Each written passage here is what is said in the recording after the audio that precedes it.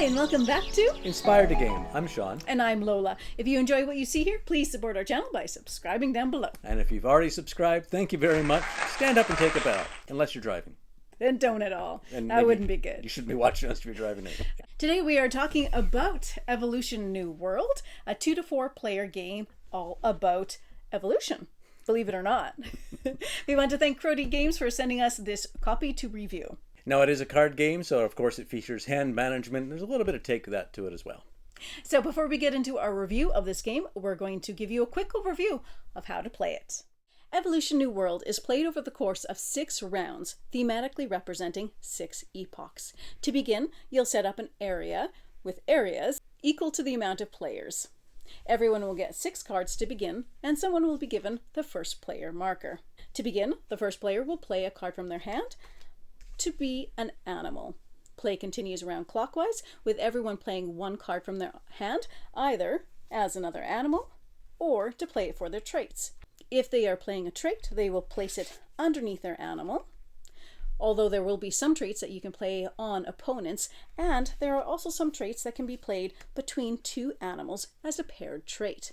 Once everyone has put out all the cards that they want to, the development phase is over and we move into the areas phase.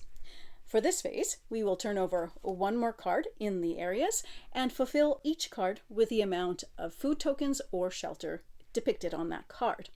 At this point, we go into the feeding phase. Every player, starting with the first player, can either take one of the food tokens from one of the cards or shelter token, or if they are a predator, they can attack another animal and eat it instead.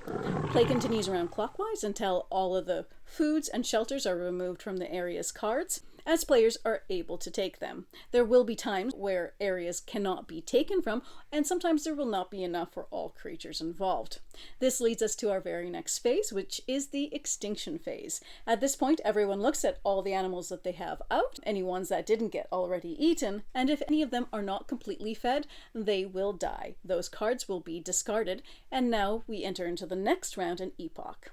To begin that next round, everyone will get the amount of surviving animals that they have plus 2 of cards. Play continues like this until all 6 epochs are completed, at which point you will add up all your points from your remaining animals and see who is won Evolution New World. What first drew me in with this game is the artwork. It's absolutely stunning. All the animals, the scenes, the backgrounds, and the cards are large size as well, which makes it for more immersive play because you just see more of that beautiful art.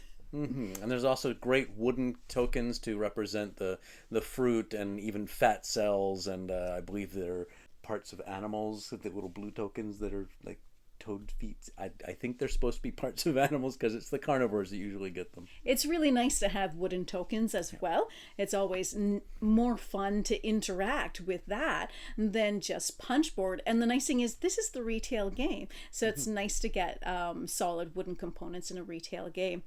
One of the things that really struck me about this in the beginning as well were the reversible cards. And I didn't really go over that too much within the overview, but each card has a main trait and then a reversible second trait.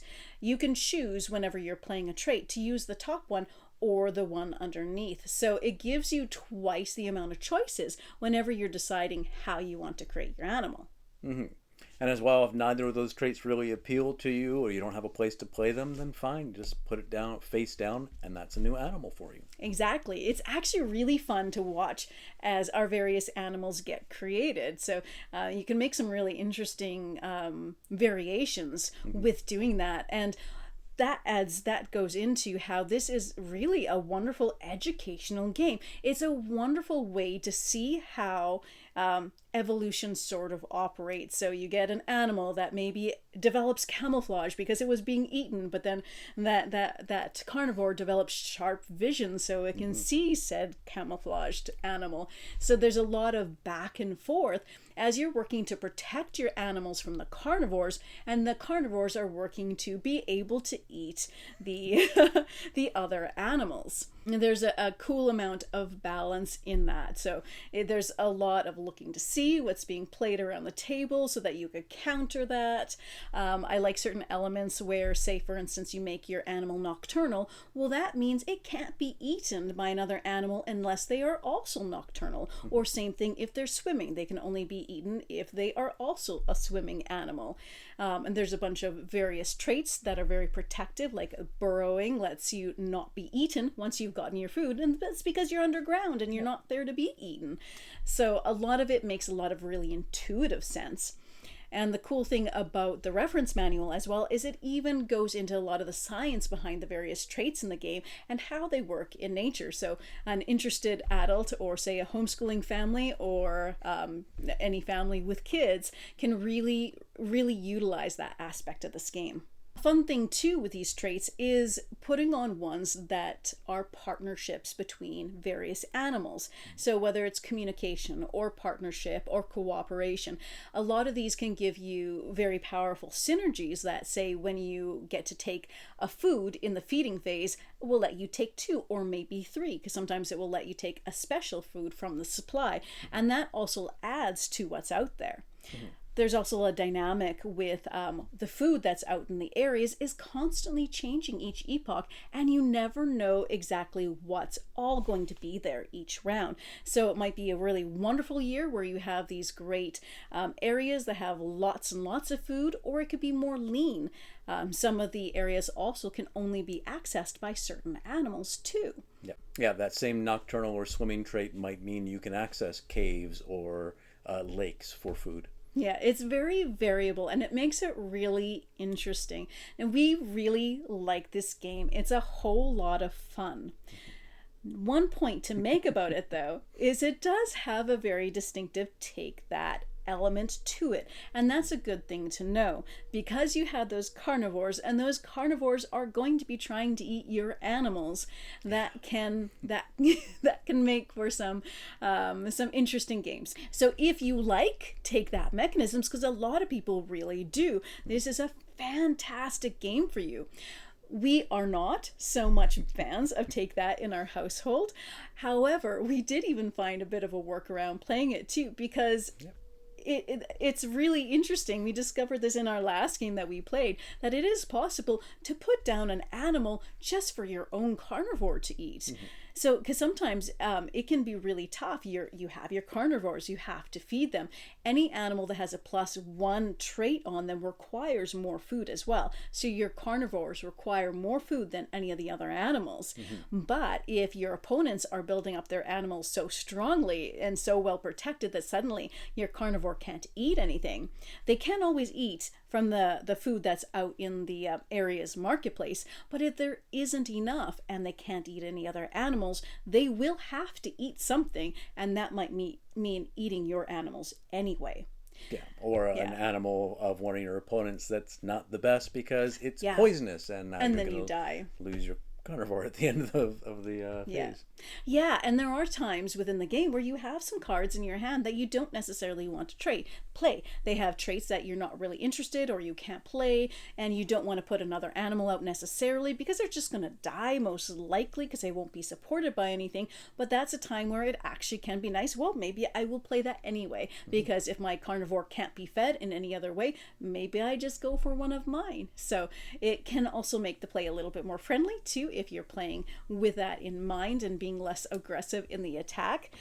And you can also dependingly play less or more carnivores as well. Yeah. So overall, I think this is a fantastic game. It's educational, it's fun, it's really cool getting those characters out there. You're getting those animals out there and placing them. The animals you end up creating can be as strange and unrealistic as possible, considering these are realistic traits in the first place, but you can build a carnivore that has burrowing and is transparent. You can make all sorts of crazy things. Transparent would be something you would think is a water animal, but if it's got burrowing, it's obviously on the land, so who knows? Yeah, you can make a lot of really interesting creatures, and that's a really fun part of the game. Now, one thing we want to talk about as well, Crowdy Games has a Kickstarter on right now of Evolution Another World. So this is just like this game with a few changes, one of them being these are animals you're creating on an alien planet.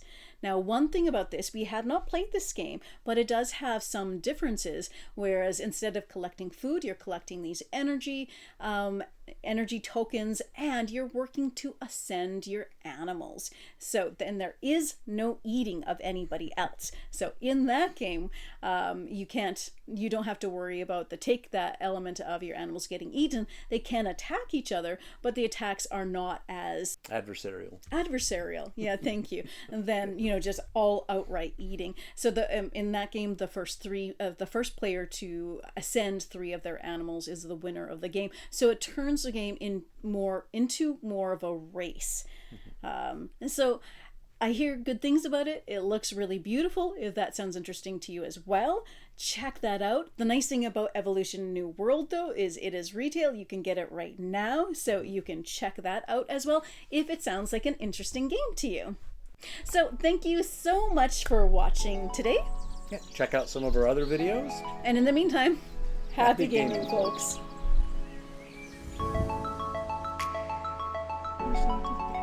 Can we start it again, please? Why are you looking at me like that?